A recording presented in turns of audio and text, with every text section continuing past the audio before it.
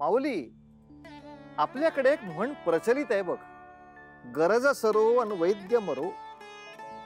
खरंय, जेव्हा आजारपणामध्ये आपल्याला वैद्याची खरी गरज असते तेव्हा आपण त्याचा अतिशय मनोभावे धावा करतो आणि एकदा का गरज संपली की त्या वैद्याचा पाण उतारा करायला सुद्धा आपण मागे पुढे पाहत नाही. माऊली, अशी वृत्ती का ग असते माणसामध्ये? सगळी माणसं तुझ्यासारखी निस्वार्थी आणि मायाळू अशी का नसतात ग? आपण नेहमी म्हणतो की इतरांनी आपल्यावर केलेल्या उपकाराचं आपण नेहमी स्मरण ठेवावं आणि याच स्वार्थी वृत्तीचा पगडा होता त्या सुकीर्तवर. त्याला जी प्रसिद्धी मिळाली, त्याला जे ऐश्वर्य मिळालं, त्याच्यात तो इतका बेधुंद झाला की देवी ललिता आणि तिच्या पवित्र व्रताचा आता काय उपयोग असं तो मानू लागला.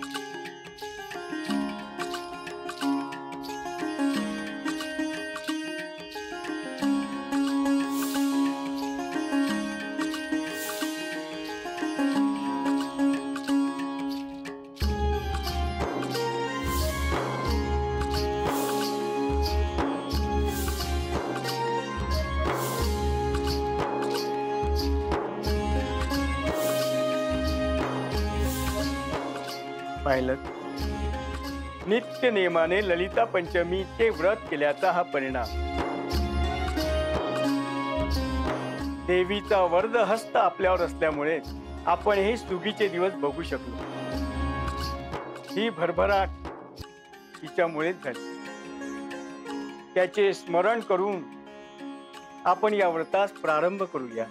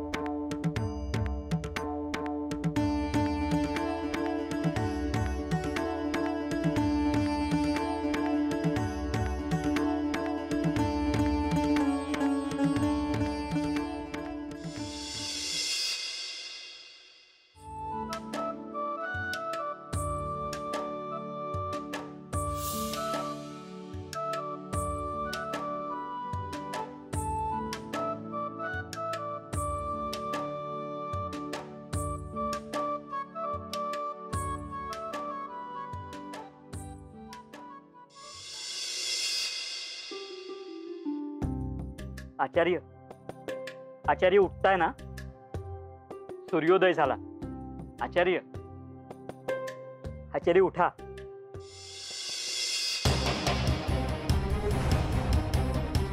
आचार्य, आचार्य काय झालं?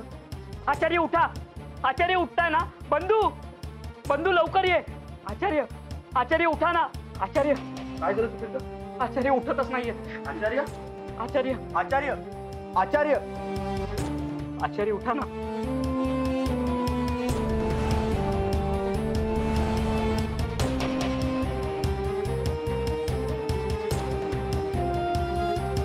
आचार्य, आचार्य आचार्य आचार्य बंधू आचार्य गेले.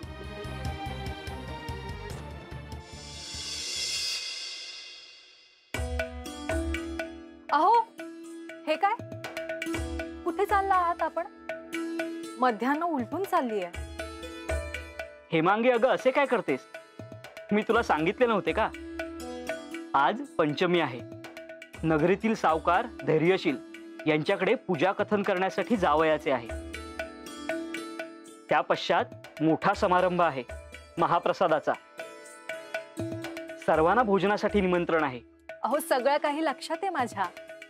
कदाचित तुम्हीच सगळं विसरलाय. आजच्या तिथीला ललिता पंचमीची पूजा आपणही करणार आहोत. त्यामुळे मला असे वाटते की तिथली पूजा संपन्न करून तात्काळ तुम्ही इथेच निघून या, भोजन न करता. मग आपल्याला पूजा प्रारंभित करता येईल. अगं पण हे भोजन संपल्यानंतर मोठे द्रव्य दिले जाणार आहे आणि मला असे वाटते की ते द्रव्य घेऊनच इथे यावे. अहो मान्य आहे मला, मोठे द्रव्य मिळेल. परंतु आजच्या उपांग ललिता पंचमीसाठी आपण योग्य मुहूर्त साधणे आवश्यक आहे. जागरण करायचे आहे. मग ही पूजा करणे आवश्यक नाही का? खरेच आवश्यक आहे. अहो हे काय बोलता आहात तुम्ही? आचार्यांनी आपल्याला सांगितले होते व्रत असे मध्यात सोडू नये. व्रत हे आजन्म चालणारी साधना आहे. मग असे असताना आपले असे आचरण करणे कितपत योग्य आहे? तू विनाकारण काळजी करते आहे. माझे ठाम मत आहे. ज्यात माझी प्रगती आहे तेच मी करेन. तू माझी साथ दे, माझ्यावर विश्वास ठेव. येतो मी.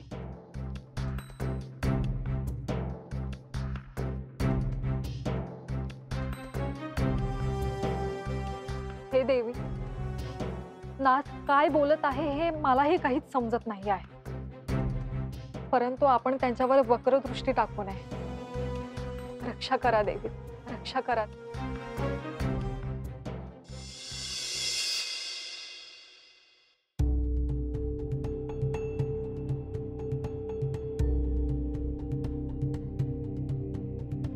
अवंती, मला आजही तो दिवस, तो क्षण आठवतो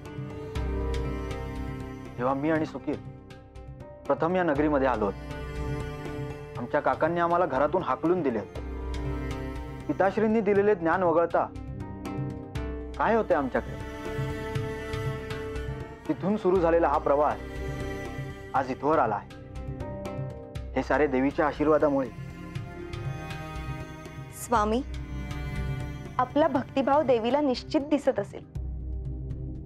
तिचे आशीर्वाद आपल्यावर, या घरावर सदा असतील. आता आपण देवीच्या महात्म्याचे कथन प्रारंभित करावे, जेणेकरून जागरणास सुरुवात होईल.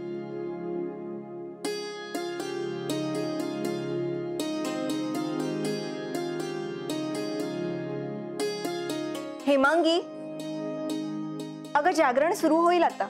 येतेस ना? हो आले.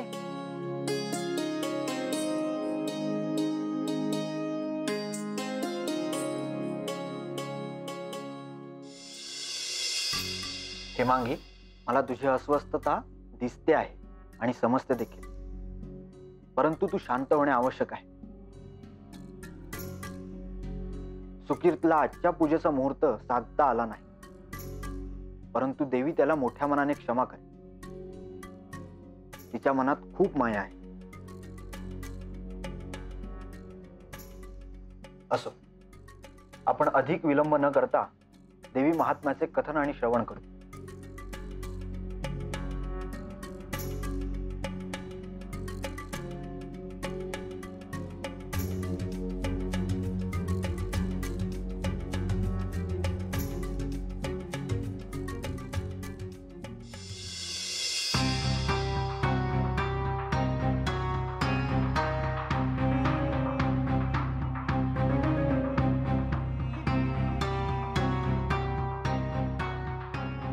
अहो आलात तुम्ही?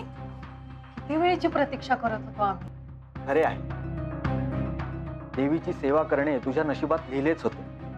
बैस. नाही बंधू,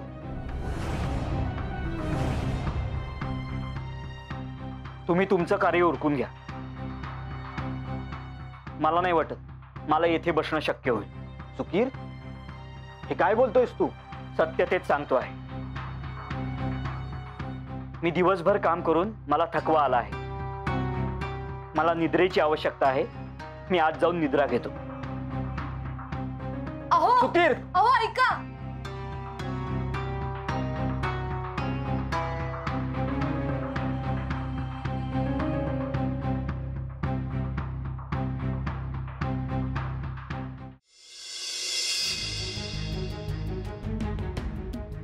सुकीर्त, तुला तृष्णा लागली आहे का? हो तर आपण थोडा वेळ येथे थांबून जलप्राशन करूया. सुकीर्त, सुकीर्त, तुझा कालचा माझ्यावरील क्रोध अजून गेला नाही का? बंधू, प्रश्न क्रोधाचा नाहीये, प्रश्न व्यवहाराचा आहे. आपण एकदा मान्य केले ना की हा आपला व्यवसाय आहे, मग आपण ज्यांच्याकडे पूजा अर्चा करायला जातो त्यांच्याकडनं किती द्रव्य मिळणार आहे हे जाणून घेतले नाही तर ते नीतीश योग्य नाही.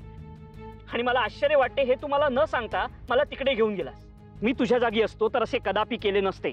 सुकीर्त, आपल्या क्रोधास आवर घाल. अरे, प्रत्येक गोष्ट व्यवहार म्हणून पाहणे योग्य नाही. कधी कधी ते संबंध जपण्यासाठी देखील करावे लागते.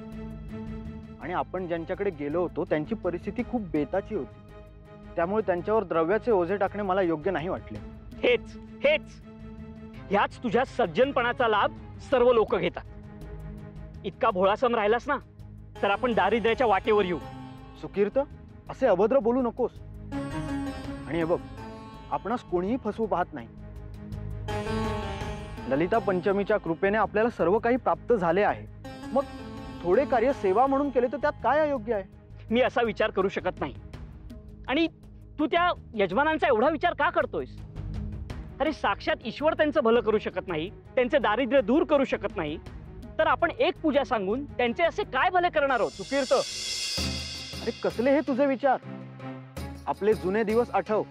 आपण देखील ह्याच परिस्थितीतून वरती आलो आहोत. आणि हे बघ, परिस्थिती ही ऊन सावलीच्या खेळासारखी असते, कधीही बदलू शकते. आणि आपण थोडेसे सहाय्य करून त्यांची परिस्थिती बदलणार असेल तर त्यात काय अयोग्य आहे? हे अयोग्यच आहे. प्रत्येक गोष्टीला ह्या जगामध्ये एक किंमत आहे, एक मोल आहे, आणि त्याचा मान त्याला देणं गरजेचं आहे. तुला त्याची किंमत नसेल, पण मला त्याची किंमत आहे. आणि म्हणून येथून पुढील प्रवास मला तुझ्यासोबत करायचा नाहीये. सुकीर्त, सुकीर्त थांब. सुकीर्त, अरे इतका क्रोध बरा नव्हे. सुकीर्त थांब. सुकीर्त,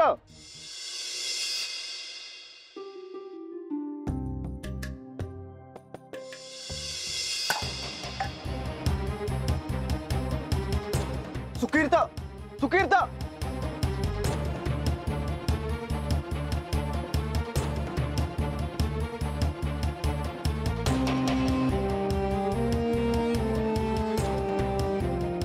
हेमांगी, काय झाले असावे? सुकीर्त भ्राताश्री आजवर इतके अस्वस्थ, इतके क्रोधित कधीच नव्हते. मी तरी काही सांगावे बाई. घरात जे घडते आहे ते आपल्यापासून लपले आहे का?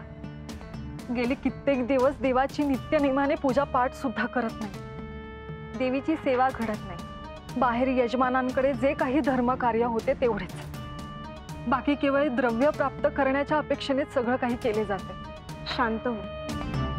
मी देखील बघत होते, परंतु मला वाटले की काही दिवस ते अस्वस्थ असतील, परंतु त्यांचे हे आचरण दिवसेंदिवस वाढतच जाते. याचा त्रास यांना देखील होतो आहे. रात्र रात्र डोळ्यास डोळा लागत नाही. सुकीर्त भ्राताश्री असे का वागत असतात हाच एकमेव विचार मनात येत असतो. ज्येष्ठ भ्राता म्हणून काहीतरी त्यांना समजून सांगावे. होय, आणि आधीसारखं पूर्ववत व्हावं हीच आमची अपेक्षा आहे. चिंता करू नकोस, तसेच होईल. बंधू, तुला व्यवहार ज्ञान नाही ते म्हणतो ते याचसाठी. आपण वेदाभ्यास केला, एवढी वर्ष ज्ञान प्राप्त केले, इतकी वर्षे खर्ची घातली. आता कुठे संधी प्राप्त झाली होती त्यातून धन प्राप्त करण्याची, त्यातून मोबदला मिळवण्याची, आणि त्याकडे तू पाठ फिरवतोयस. चुकतोयस तू सुकीर्त. अरे मला सांग, आचार्यांनी आपल्याला ह्यासाठी आधार दिला का? हीच अपेक्षा होती का त्यांना आपल्याकडून? अखेरपर्यंत त्यांनी हेच सांगितलं की दैवदयेने जे काही प्राप्त होईल त्यावरच आपला हक्क दाखवला पाहिजे. असा धर्म विकायला काढू नये. वा, छान. आता तर तुम्हाला आरोपीच्या पिंजऱ्यात उभा करतोस. खरं तर तुम्हाला पाण्यात बघतोस. मी हा निर्णय घेऊ शकलो, एवढे चातुर्य दाखवू शकलो, ते तू कधीच करू शकला नसतास. अहो, हे काय बोलताय तुम्ही? ते तुमचे ज्येष्ठ भ्राता आहेत, त्याचं तरी भान ठेवा. आजवर घरातून आवाज उमऱ्याबाहेर गेला नाही. शेजार पाजार काय म्हणे? सत्य कधी लपून राहत नाही वहिनी. ज्यांना जे कळायचे ते कळल्या वाचून राहणार नाही. अखेराच खरे दर्शन दिलेच, होय ना? मी? तू माझ्याबद्दल असा विचार करतोस? अरे तुझ्या कितीतरी चुका मी पोटात घातल्या. आठव त्या दिवशी ललिता पंचमीच्या पूजेदरम्यान तुला येण्यास विलंब झाला, पण त्याकडे मी दुर्लक्ष केले. परंतु त्या पश्चात पठणास न थांबता तू सरळ निघून गेलास. इतकी मगरुरी, तुझे हे वर्तन मला अजिबात आवडले नव्हते. अगदी योग्य, मनातले बोललास बंधू. कारण तुला ते आवडणार नाही. कारण त्या दिवशी यजमानांनी खूप सारे द्रव्य देऊ केले होते मला. तुला याची कल्पना देखील नसेल आणि तुला ते सहन होणार नव्हतेच. मी माझ्या कनिष्ठ भ्रात्यासंबंधी असे हीन विचार करेन?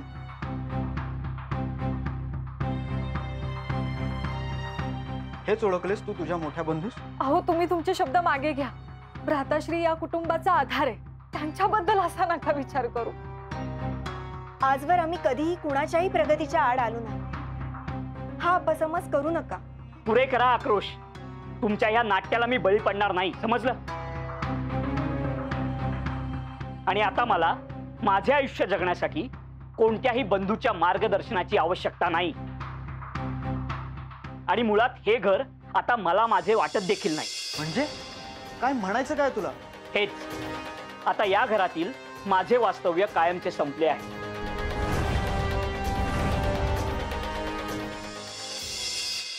बघ माऊली, तुझी जी शिकवण होती ना की मनुष्य अपयशापेक्षा यशानं जास्त हुरळून जातो, ती अगदी समर्पक होती बघ. जेव्हा तुम्ही यशाच्या शिखरावर असता तेव्हा तुमचं चारित्र्य सांभाळण्याची सर्वाधिक जास्त गरज असते. त्या क्षणाला जर तुम्हाला अहंकार झाला तर तो क्षण तुमच्या अधःपतनाची सुरुवात होते. आता आपल्या सुकीर्तचं बघा ना, आयुष्याचा एक खडतर टप्पा पूर्ण करून आता सुखी समाधानी आयुष्य जगत असताना त्याच्या मनामध्ये अधिक मोह, अधिक ऐश्वर्य, अधिक सुख याची लालसा निर्माण झाली आणि त्यामुळे तो पूर्ण आता स्वार्थी आणि अहंकारी झाला. त्यामुळे त्या सुकीर्तकडून नात्याचे घट्ट दोर आता सैल पडू लागले. ललिता पंचमीच्या व्रताकडे दुर्लक्ष होऊ लागले. हीच असेल का सुकीर्तच्या सुखी संपन्न आयुष्याची सुरुवात, की असेल अधःपतनाचा प्रारंभ? बघूया पुढील भागात. तोवर उतू नका, मातू नका, घेतला वसा टाकू नका.